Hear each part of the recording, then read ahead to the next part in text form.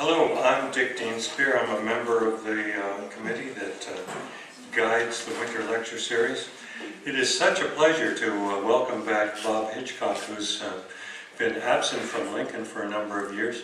Bob used to participate way back before the winter lecture series came to the Unitarian Church. He made major contributions both as a speaker to the series, but also, and perhaps more importantly, no, not more importantly, but he's always been an advisor, whether he was formally on the committee or not, helping us to find and select appropriate speakers for other series. Bob Hitchcock is currently professor of anthropology and in the Department of Society and Environment at Truman State University. He's a member of the board of the Kalahari People's Fund. He's also an adjunct professor of anthropology at the University of New Mexico and Michigan State University. Hitchcock has worked with the San peoples in southern Africa, mostly in Botswana, Namibia, and Zimbabwe, since 1975. He's worked for several African governments: Botswana, Lesotho, Namibia, Somalia, and Swaziland, and for various international development agencies, including the United Nations High Commission for Refugees, the Norwegian Agency for International Development, the Danish International Development Authority, the World Bank, the Millennium Challenge Corporation, and the United States Agency for International Development. He served as a member of teams involved in the design, monitoring, and evaluation of large-scale development and resettlement projects, such as those related to dams, mines, agriculture, and conservation areas. He's also assisted civil society groups and individuals involved in refugee resettlement in the United States, especially in the Great Plains and Upper Midwest. Of course, all topics relevant to today's topic. Some of Hitchcock's work has been on the human rights of indigenous peoples, minorities, and refugees worldwide. In the latter case, the refugees included those from Eastern and Southern Africa, the Middle East, and South Asia. He served as an advisor to journalists, including the BBC, the New York Times, Washington Post, Los Angeles Times, and NPR.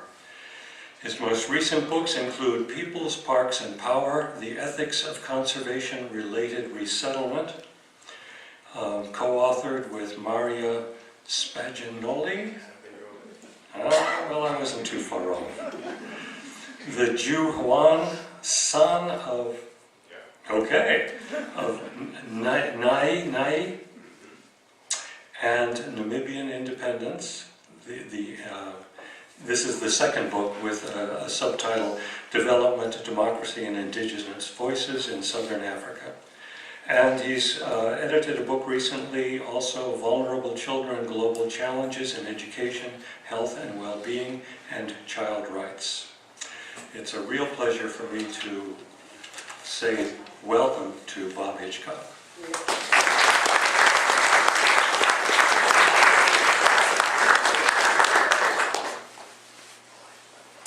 Turn this on.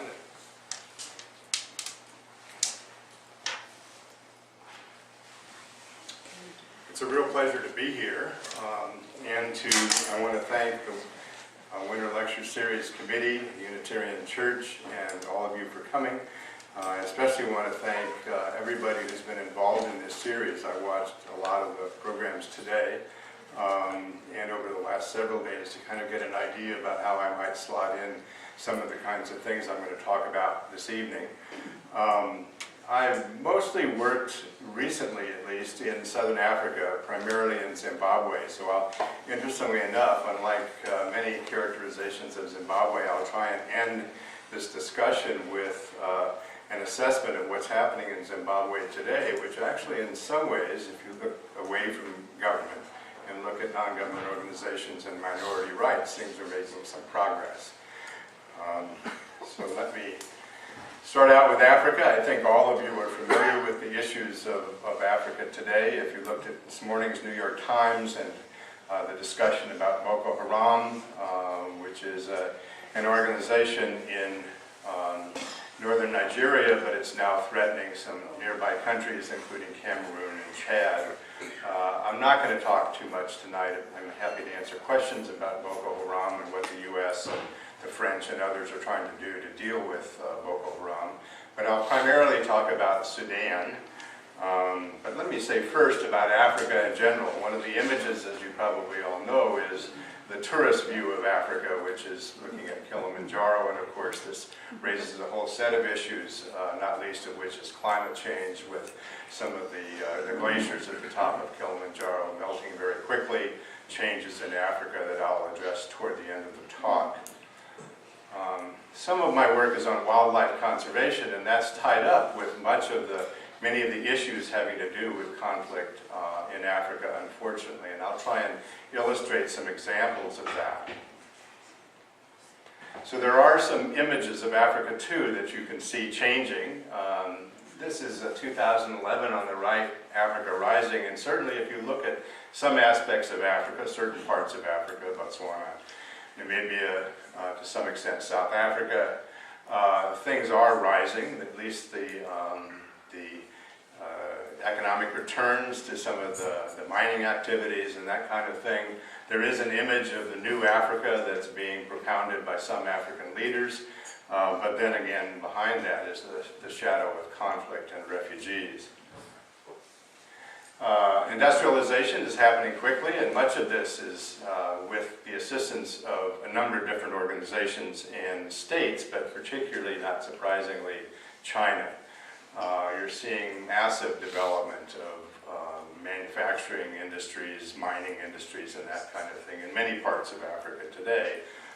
And there are some implications of that with respect to the way in which China does development, and especially on the human rights and environment side. This is Windhoek, Namibia, where I was, a year ago or something? Yeah, this past summer. Working in what was Southwest Africa. It's a country that today is almost entirely peaceful.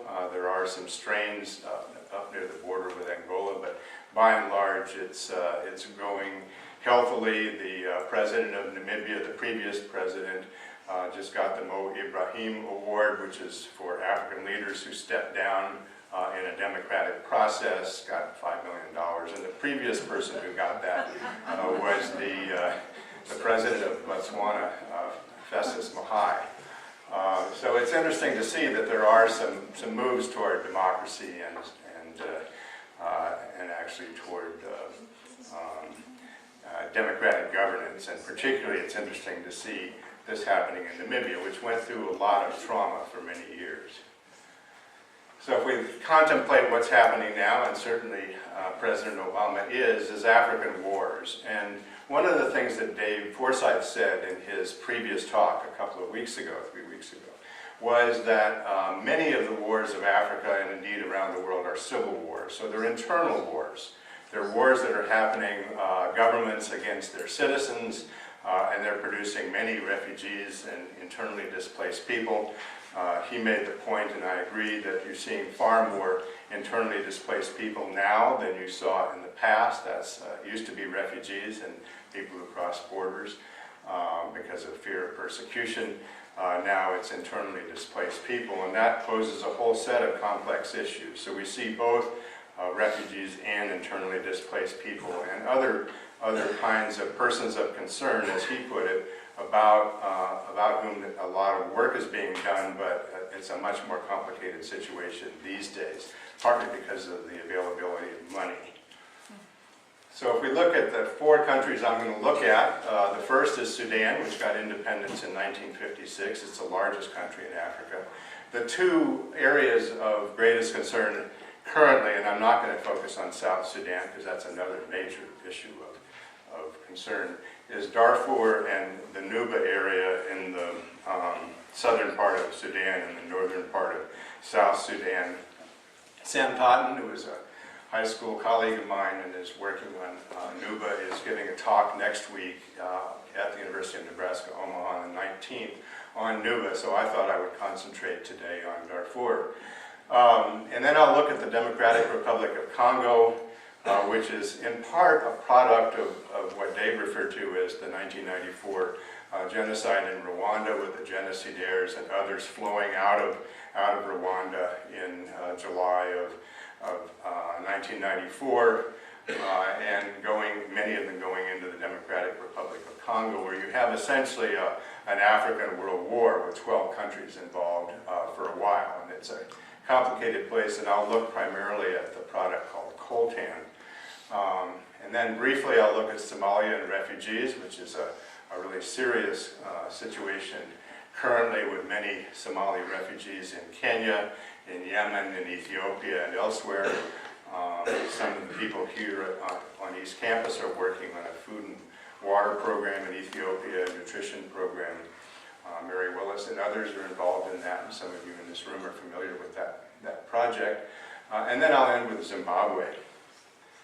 So this is an anthropological definition of war, essentially, or conflict, and it's usually between two independent teams, two autonomous units. And one of the current debates that's happening in anthropology is, and it's been generated by a couple of, by Steve Pinker, who's a linguist, psychological linguist at Harvard, and by Jared Diamond, who's a biogeographer at UCLA, have basically argued that there is a whole set of people, there are people who are heavily given to warfare, and interestingly enough, they tap indigenous people as being those who cause wars or have been heavily involved in war and high rates of conflict. And then there are other anthropologists who say, no, that's not true.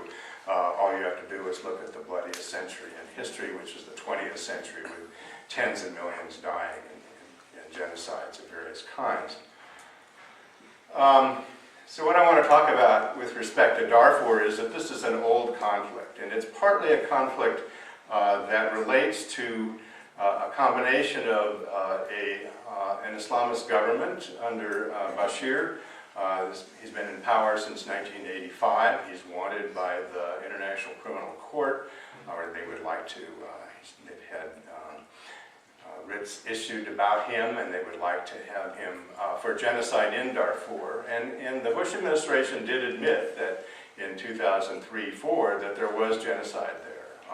Both Colin Powell and Condoleezza Rice used the word, which is a major issue in Africa because it generates, and I think Dave referred to this, it generates action on the part of the international community if you call something genocide. So after the Somalia debacle of early October of 1993, you'll see some pictures of that with Black Hawk Down. The United States didn't want to get involved in another international conflict, so we didn't call what happened in Rwanda a genocide.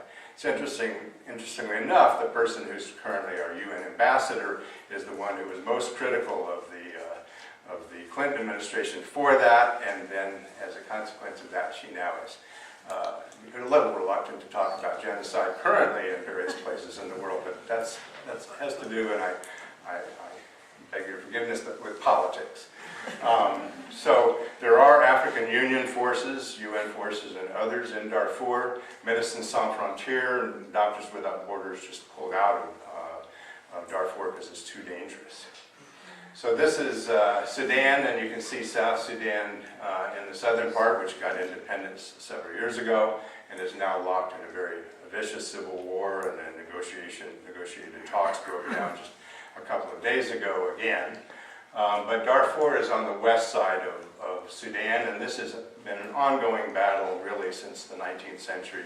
But it's the government under Bashir, which sees itself as an Arab government, and they see the Darfur people as black Africans. They're all Muslims, so it's not the same kind of war as was occurring between Sudan and South Sudan, where part of that battle was Christians versus Muslims. So if you look at the region, it's dry, it's got its complications, and it's a lot of the struggles happened with some state-organized raiders that came about in the early part of the 2000s, and by 2003, many of the villages had been burned and people were flooding across the border to Chad.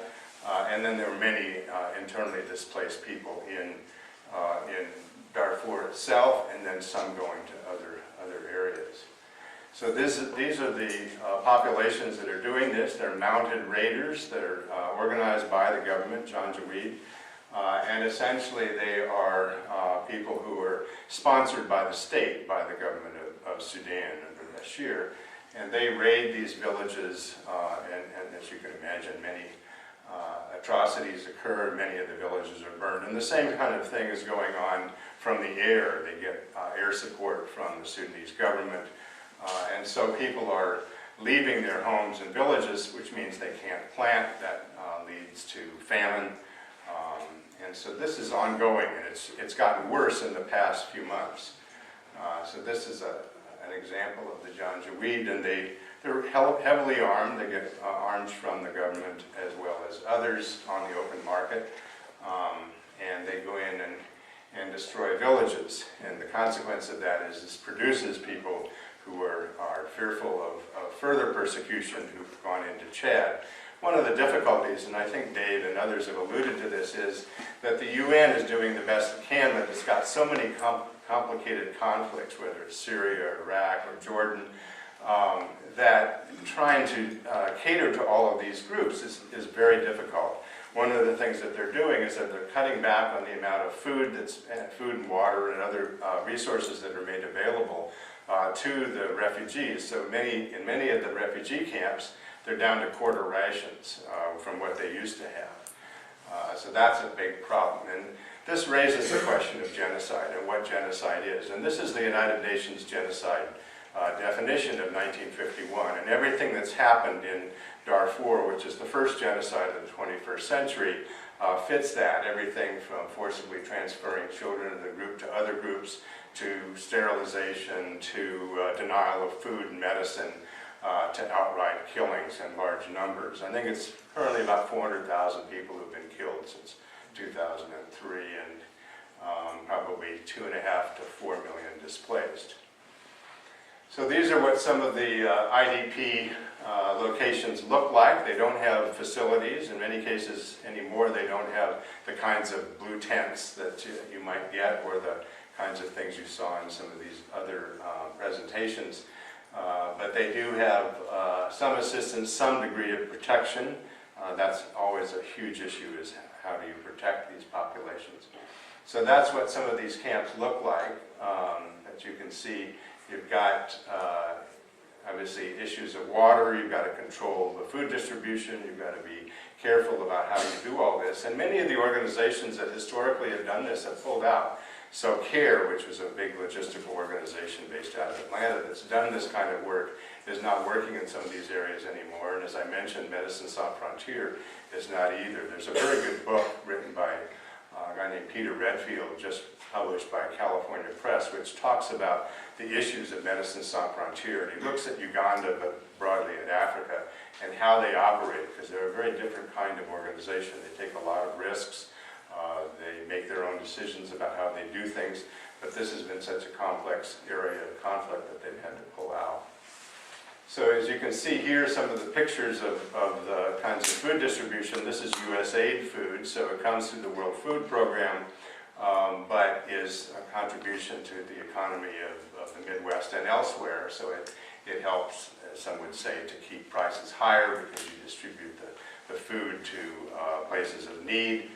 And that helps American farmers. Many people would argue that this is a beneficial thing, obviously for a whole set of reasons, not least of which is feeding. But the logistics of feeding is very complicated. If you do it without care, without people there to kind of guard against raids of the food, then you can get some food riots and that kind of thing. So it's a complicated thing. It's not just good enough to take food into these areas.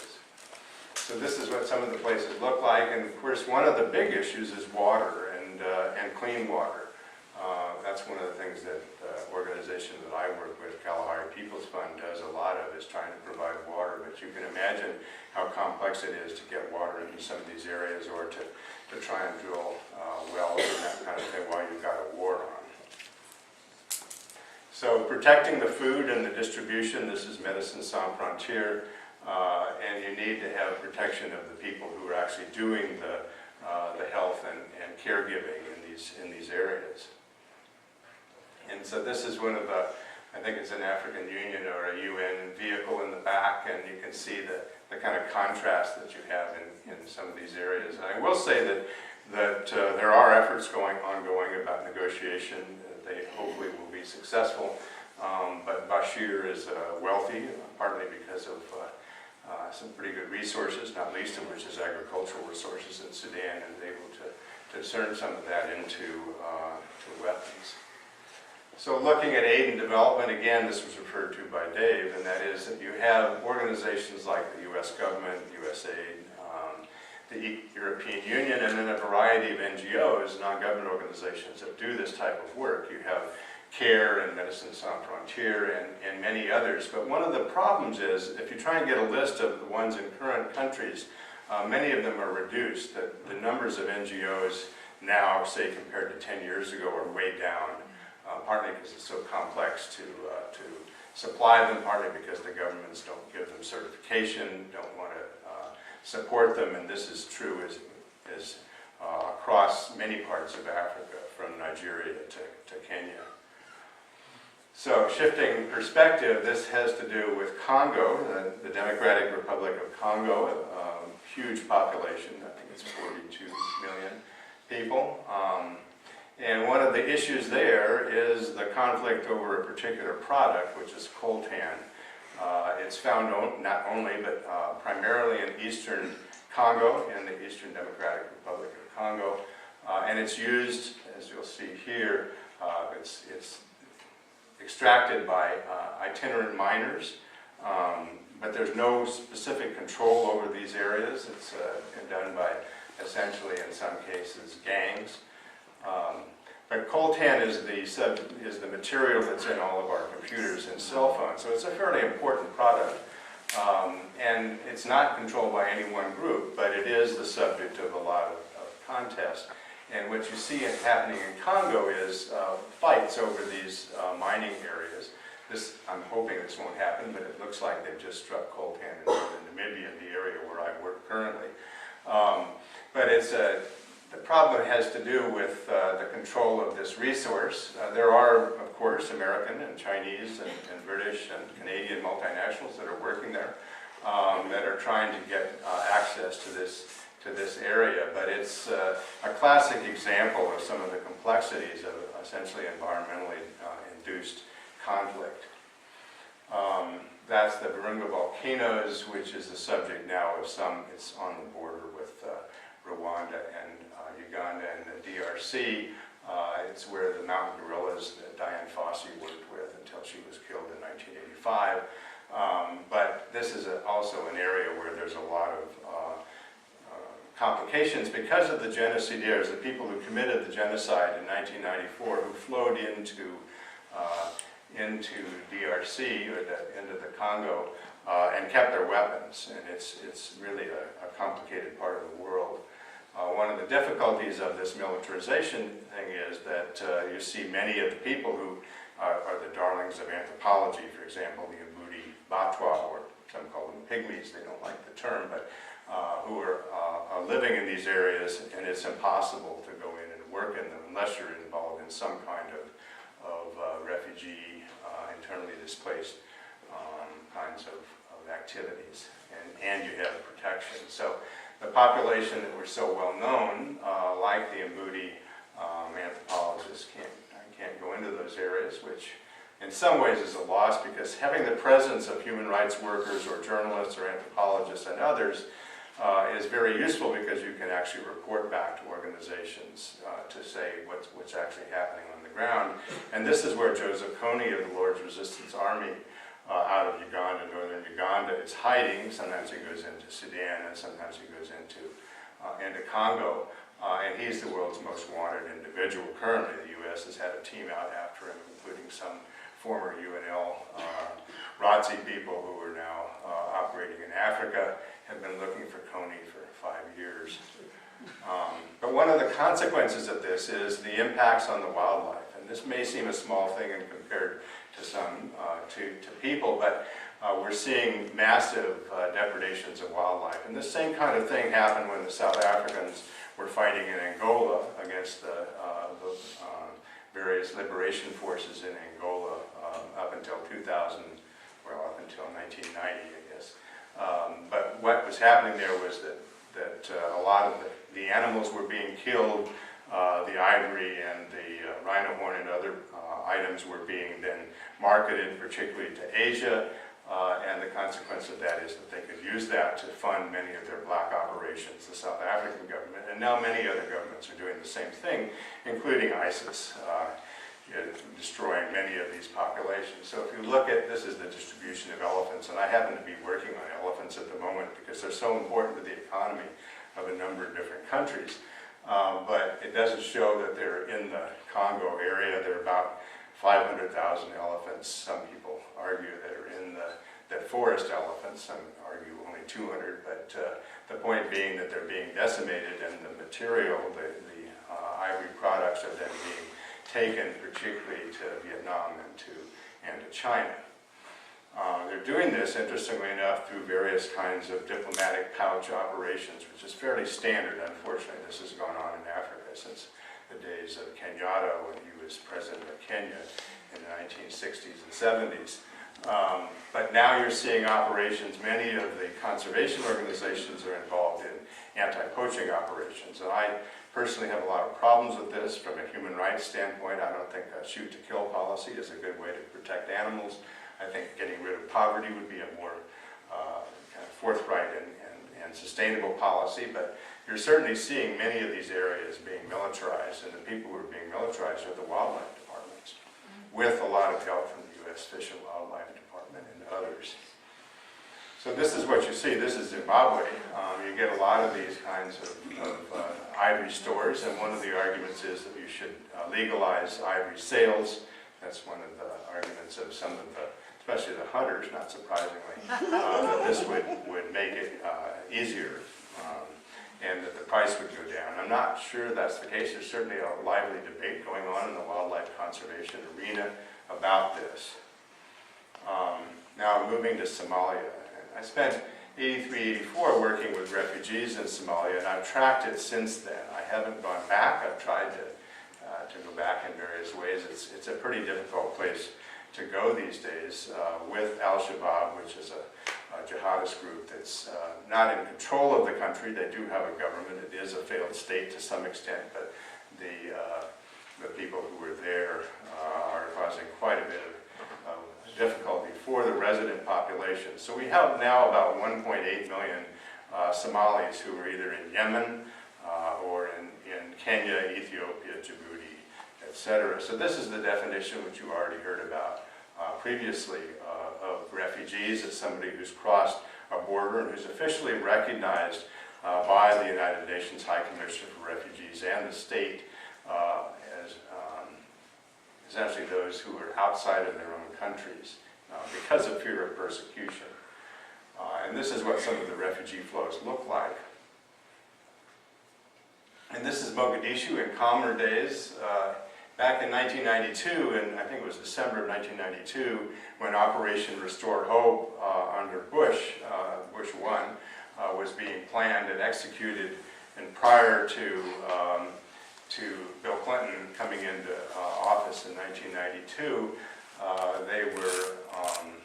it was fairly calm to some extent in Somalia, except in the interior, and partly exacerbated by drought. They had some difficulties, and the U.S. Marines landed here. Many of us who had worked in Somalia tried to convince them that it might not be such a good idea given the shark population in this area. There's a very large camel meat processing factory just down to the south of this picture, which was putting effluent into the water, which is causing a lot of shark attacks. And nobody got killed, which I was amazed by. But we did try and warn the military, and if anybody knows about trying to warn the U.S. military or anybody else about protecting cultural treasures, you know how effective that is. We tried to do the same with Iraq, we tried to do the same with Syria, to warn them that there would be destruction of archaeological sites, as is currently going on, literally right now in Nippur and other places, Syrian cities near Mosul in northern Iraq. And of course that material is being monetized and helps fuel terrorism. So if you do protect your cultural treasures, your cultural heritage is important. You can actually have some impacts on the degree to which ISIS and other kinds of organizations, Boko Haram, are successful. So this looks at the difference between refugees and asylum seekers. Asylum seekers are those who haven't gotten their papers yet, essentially. And one of the difficulties is that many of the asylum seekers today, people who asked to go into, say, Namibia from Angola or into Kenya from Somalia, and haven't been recognized as a refugee, there aren't the kinds of mechanisms that are in place to be able to make this possible, to try and evaluate the people who were asking for asylum. It's the same problem as the United States, with Homeland Security is way behind on evaluating asylum seekers, and sometimes we wonder how effective these kinds of policies are. But it is important because it's only the refugees who really get the assistance. I mean, you do get some assistance given to internally displaced people, but the asylum seekers are sort of on their own. And so the militarization of these areas is really serious. I would argue that trying to reduce the flow of small arms would be very effective. It's hard to do, of course, but it would be effective if the United States would help sign some of these international agreements on gun control, but that's my political opinion. One of the things that they're doing, and this is a huge problem throughout Africa, is cattle raids. I mean, people are raiding cattle.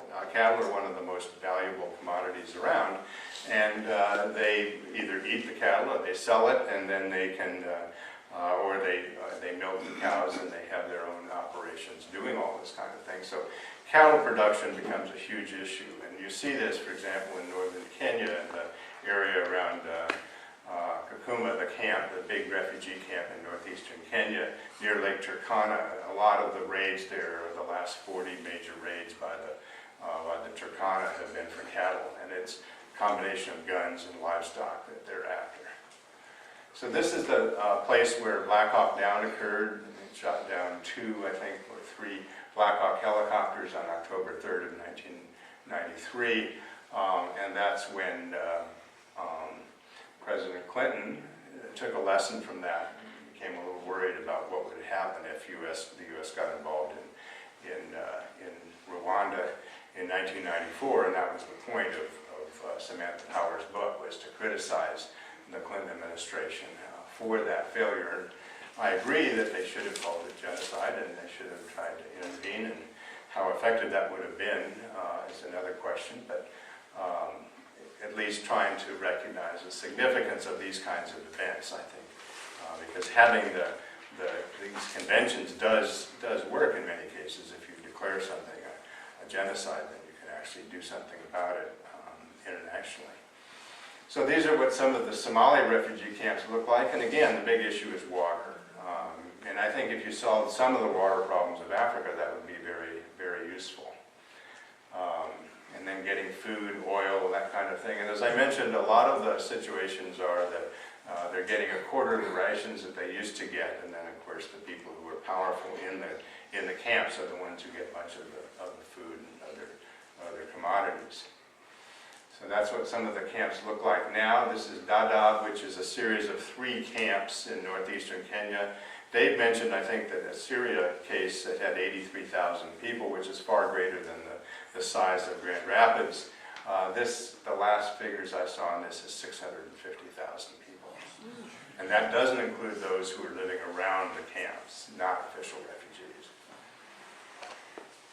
So, a big part of their economy is camels. In the old days, many of these camels would be exported to the Gulf for food and other purposes. And a lot of that economy is broken down in Somalia, exacerbating the conflicts. So that's what some of the camps look like. You've got, and this also ties into the argument about climate change. You're seeing many more shamals or various kinds of winds that cause a lot of blinding dust storms. We get them in Albuquerque and other places too, and they certainly happened here in the plains in the 30s, and likely will again. But it's interesting to think about the relationship between climate change and conflict, because it is significant. So quickly shifting to Zimbabwe, This is a scene of most of my recent work. And there are three kinds of displaced peoples that I want to talk about. First is IDPs, who were ones who were within the state that they've been living in and forced off their land, say by a land reform program. President Mugabe's fast-track land reform program, which I'll mention here in a minute, beginning in 2000, forced many people and farm workers out of their own land, and they've had to seek other places. There are about, I think out of the 10 or so million people in Zimbabwe, about 5 million, 4 million are either in Botswana, South Africa, Mozambique, Zambia, outside, forced out in some ways by government policies. Conservation refugees, these are the populations that I happen to work with. Most people are forced out of national parks, so out of North and South Luangwa National Park, or Kafue in Zambia, out of Etosha National Park. I'm working with a set of peoples in Haikom-san who've been forced out of Etosha. And the first place this happened was in Zimbabwe in 1928, where they forced thousands of Bushmen out of the Wanke National Park, which is the primary national park in the country. And then you get economic migrants, and those are people looking for jobs, and so they'll go to Johannesburg or Durban or other places.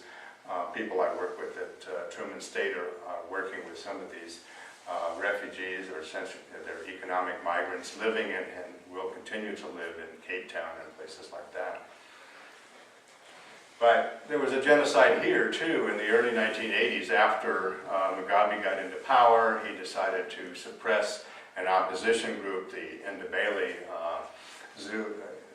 also Zulu. They arrived in the 1840s, and they were part of another liberation group. And once he got power, decided to kind of pressure them. And many of the people that I work with who are Chwa, the Bushmen, were killed in that as well. I think 20 to 30,000 people were killed, and now we're seeing forensic human rights work going on in these areas, looking at this particular genocide. So the point being, the genocides can be by governments that are popularly elected as well.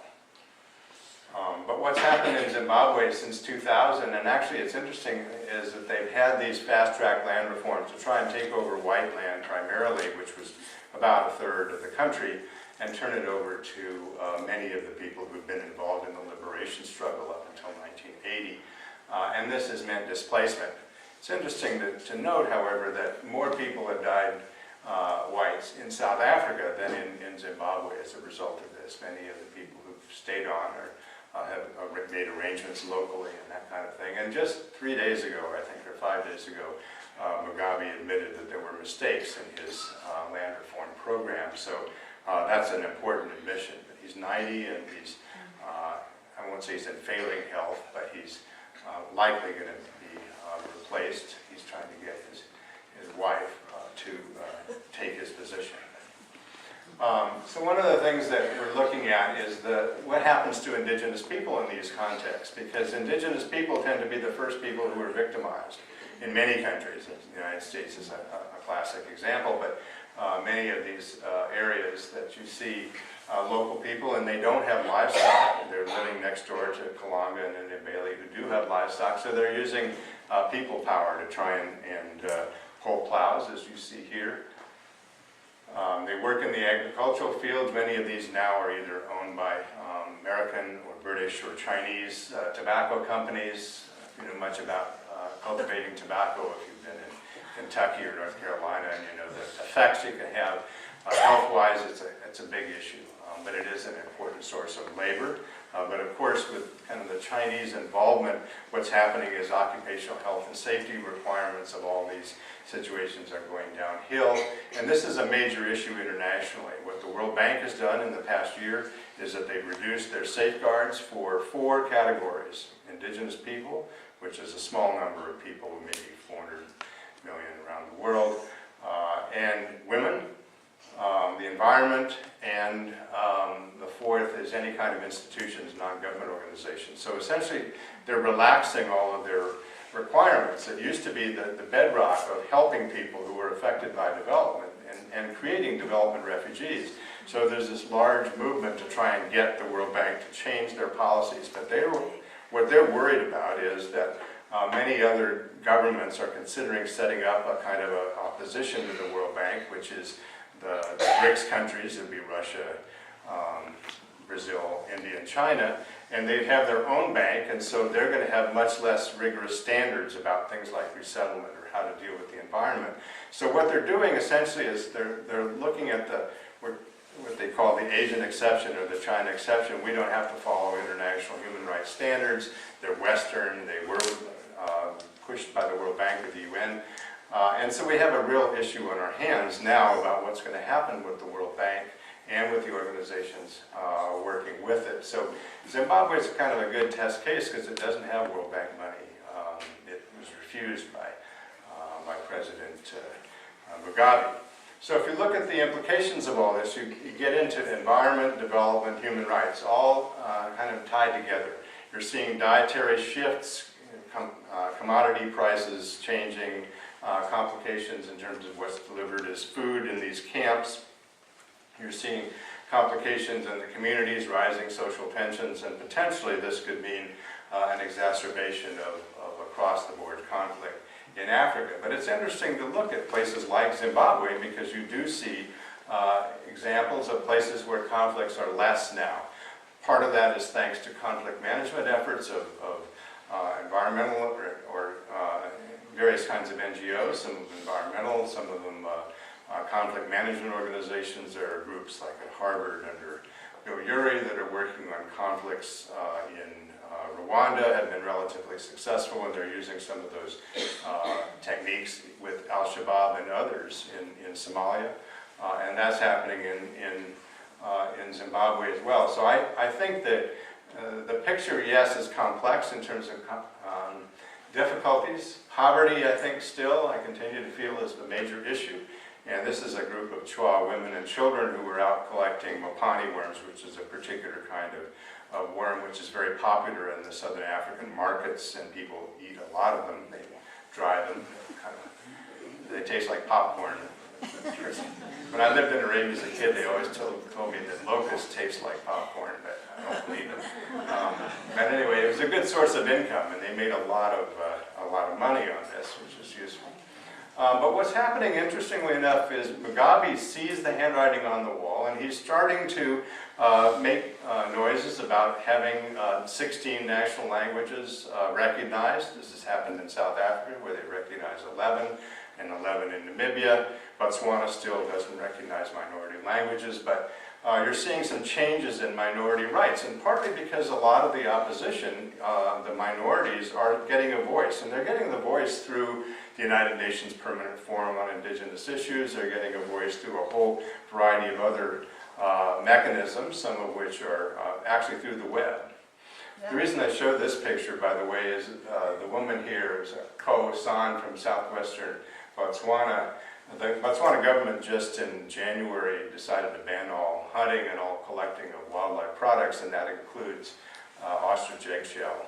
And so it's a criminal activity if you have ostrich eggshell beads, yet that's just the most important source of income for women, so, at least for San and Kalahari women. So you have to pay attention not just to the larger issues of conflict and the presence of guns, but you've got to start looking at what are the ramifying effects on gender, on minorities that are occurring. And interestingly enough, you've got a whole set of organizations that are working on providing water in some of the conflict areas. It's not easy to do, it's expensive. A lot of boreholes cost about $200,000. If you have a lot of elephants around, they like to go and knock down they like to get the water, so they knock down the borehole equipment. But what you're seeing in these cases is efforts on the part of many organizations to provide water, which is the key resource in these semi-arid ecosystems. And so the other thing that's happening is multinational corporations are getting involved, and this is Sony. Sony's given the group that I work with, Kalahari People's Fund, various computers, and the British Telecoms has provided access to the web. So a lot of what's happening is, some would say that it's kind of an Arab Spring, but it's happening in southern Africa as well, where you're getting a lot of access to the web, and the digital divide is narrowing between those who have access to the web and those who don't.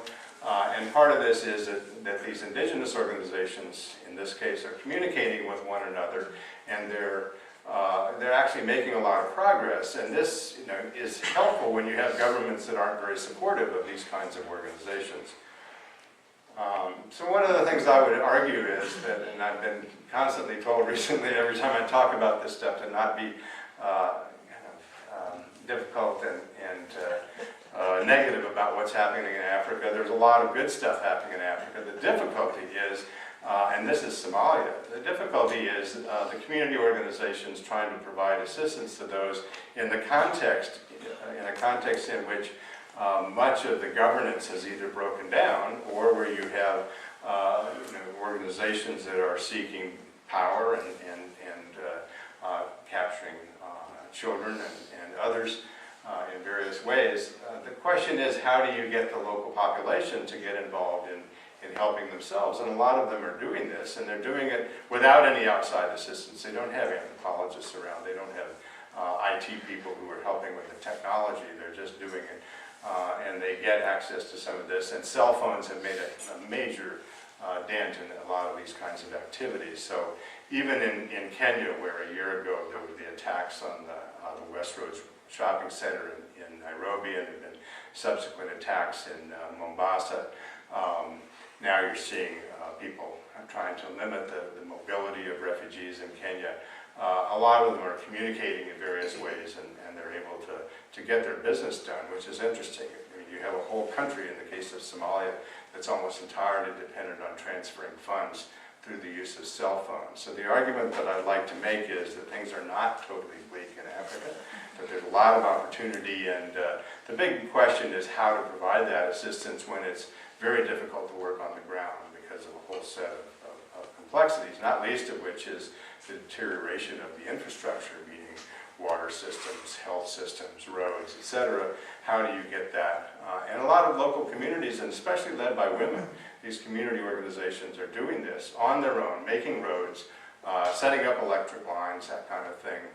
And you see this literally in every African country, including northern Nigeria, and in places even inside some of the national parks that Boko Haram has been occupying in recent weeks. Thank you very much.